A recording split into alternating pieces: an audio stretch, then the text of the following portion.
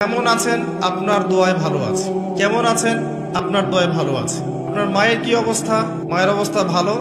ডাক্তারটা সময় মতো না আসলে মাকে বাঁচানো যেত না। যাত্রা কেমন ছিল? জার্নি খুব ভালো ছিল, ড্রাইভার অনেক ভালো ছিল।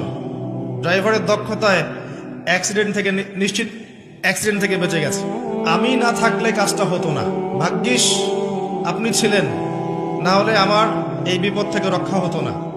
প্রচুর কথা বলতে গেলে সারা রাত চলে যাবে। কথার মধ্যে বেশি শিরক হচ্ছে।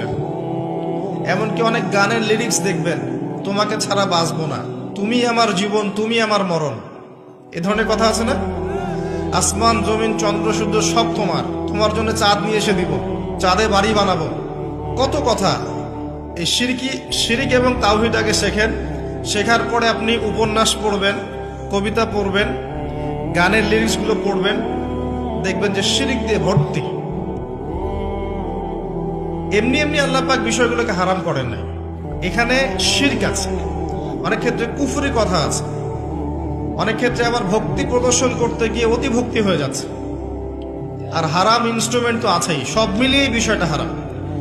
তার উপরে আবার এটা আপনার সময় কিল করবে এবং আপনাকে আল্লাহর জিকির থেকে সরিয়ে দেবে।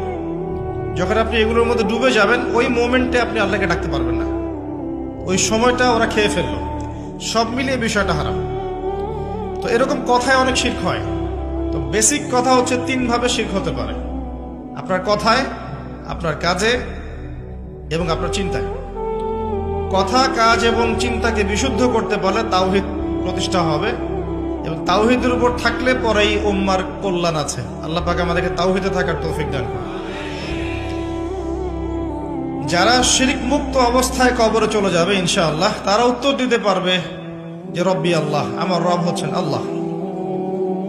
যখন দ্বিতীয় প্রশ্ন করা হবে মা দীনুক, দুনিয়াতে যারা দিন ইসলামকে ঠাট্টার ছলে গ্রহণ করেছে, হাসি তামাশা, ইসলামের কিছু অংশ ভালো লাগে গ্রহণ করেছে, কিছু অংশ ভালো লাগে না গ্রহণ করে নাই, যতটুকু করলে কোনো সমস্যা হয় না করে, যেটা করলে সমস্যা হয় করবে না, ইসলামকে পরিপূর্ণ জীবন ব্যবস্থা রূপে বিশ্বাসই করে না, মনে করে ইসলাম এই যুগে চলে না, ওই যুগে চলতো, ইসলাম সেকেলে ব্যাকডেটেড, এখন আমরা আধুনিকতার সময় আছি ইত্যাদি, ইসলামের সব বিধান এখন আসলে প্রযোজ্য নয়, এগুলো আগে চলতো এখন হয়তো চলে না। যদি ইসলাম সম্পর্কে এমন ধারণা থাকে মানুষের, সে উত্তর দিতে পারবে না যে মা দীনুক, তোমার দিন কি। যারা পরিপূর্ণরূপে ইসলামকে গ্রহণ করেছে মননে, ইসলাম একমাত্র জীবন ব্যবস্থা যেটা আল্লাহর কাছে গ্রহণীয়, এবং এখানে প্রত্যেকটা বিষয়ের সমাধান আছে। হ্যাঁ, আমি হয়তো আমল করতে পারছি না বা বাস্তবায়ন করতে পারছি না, কিন্তু আছে ইসলামের মধ্যে, এই আকীদা ঠিক আছে। আমল আপনি করতে পারবেনও না। এখন যে যুগ চলছে, এই যুগে আপনি পরিপূর্ণ ইসলাম পালন করতে পারবেন না। বড় গলায় বলে আসলে লাভ নেই, খুব বড় গলায় বলে লাভ নাই যে আমরা সবাই পরিপূর্ণ মুসলিম। যদি এটাই সত্য হতো, তাহলে আমাদের আজকে অবস্থা হতো না।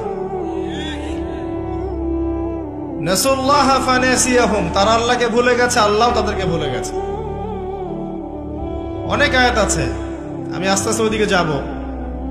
আজকে আমাদের যে অবস্থা পুরো বৈশ্বিক প্রেক্ষাপটে, এর পিছনে আমরা দায়ী। মূলত আমরা ছাড়া দ্বিতীয় কেউ দায়ী নয়।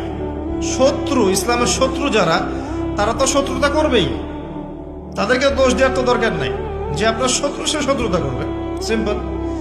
আমরা আমাদের কাজের কারণে যখন ওদেরকে সুযোগ করে দিয়েছি, তখন আমরা সবচেয়ে বড় অপরাধী। আলাইকুম আনফুসাকুম, আল্লাহ পাক বলেছেন, তোমরা নিজেরা নিজের নফসের আগে খবর নাও, নিজের নফসকে ঠিক করো। লা ইয়াদুররুকুম মান দাল্লা, যারা পথভ্রষ্ট হয়ে যাবে, এদের পথভ্রষ্টতা তোমাদের কোনো ক্ষতি করবে না। ইন ইহতাদাইতুম, যদি তোমরা হেদায়েতের উপর থাকো, যদি তোমরা পরিপূর্ণ হেদায়েতের উপর থাকো, তাহলে যারা পথভ্রষ্ট হয়ে যাচ্ছে বা গেছে, এদের পথভ্রষ্টতা তোমাদের কোনো ক্ষতি করবে না। ইলাল্লাহি মারজিউকুম জামিআন, তোমরা সবাই একসময় আল্লাহর কাছে ফিরে যাবে। ফায়ুনাব্বিউকুম বিমা কুনতুম তা'মালুন, আল্লাহ পাক জানিয়ে দেবেন তখন তোমরা কি করেছে। এই আয়াতের মধ্যে সব কারণ এবং ওষুধ দেয়া আছে, সিচুয়েশনের কারণ দেয়া আছে, যে আমরা নিজেদের ফিকির করা বাদ দিয়েছি। সবসময় অন্যের ফিকির করি, অন্যের সংস্কার, অন্যের ইসলাহ, অন্যের দোষ ধরা, অন্যকে উন্নতি